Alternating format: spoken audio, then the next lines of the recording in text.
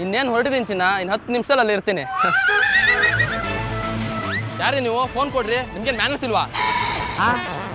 ನಾನು MLA Paramananda. Give respect and take respect.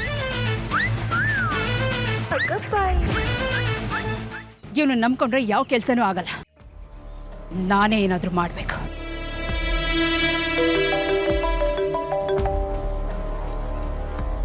Hello ಅಕ್ಕ, ನಾನಕ್ಕ MLA ಪರಮಾನಂದ ಮಾತಾಡ್ತಾ ಇದ್ದೀನಿ.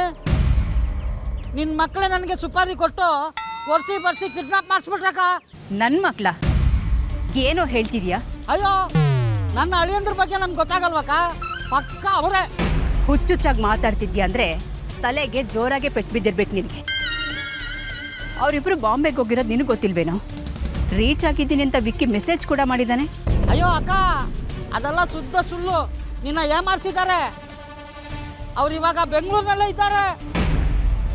ಆರ್ತಿ ಮದುವೆ ಬಂದಿದ್ದಾರೆ. ಏನು ಹೇಳ್ತಿದ್ಯಾ? ವಿಷಯ ಇನ್ನೂ ಸೀರಿಯಸ್ ಇದೆ. ಯಾರಿಗೋ ಕಿಡ್ನಾಪ್ ಮಾಡ್ಸಕ್ಕೆ ಹೋಗಿ ನನ್ನ ಕಿಡ್ನಾಪ್ ಮಾಡ್ಸವ್ರೆ. ಆಗಲೇ ನನ್ಗೆ ಗೊತ್ತಾಗಿದ್ದು, ನಮ್ಮ ವಿಕ್ಕಿ ಲವ್ ಮಾಡ್ತಾರೆ ಹುಡುಗಿ ಬೇರೆ ಯಾರು ಅಲ್ಲ, ಆ ಘಟವಾಣಿ ಪರಿಮಳ ಮಗಳು ಆರ್ತಿ ಅಂತ.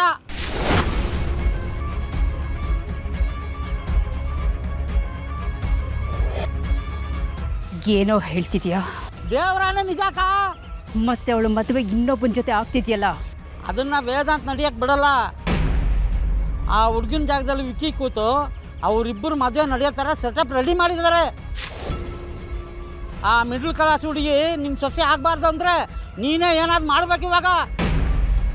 ಇನ್ನೂ ಇಲ್ಲೇ ಇದ್ರೆ ಕೆಲಸ ಕೆಟ್ಟು ಹೋಗುತ್ತೆ. ನಾನೇ ಅಲ್ಲಿಗೆ ಬಂದು ಎಲ್ಲರೂ ಗ್ರಹಚಾರ ಬಿಡಿಸ್ತೀನಿ. ಮುಹೂರ್ತಕ್ಕಿನ್ನ ತುಂಬ ಟೈಮ್ ಇಲ್ಲಕ್ಕ.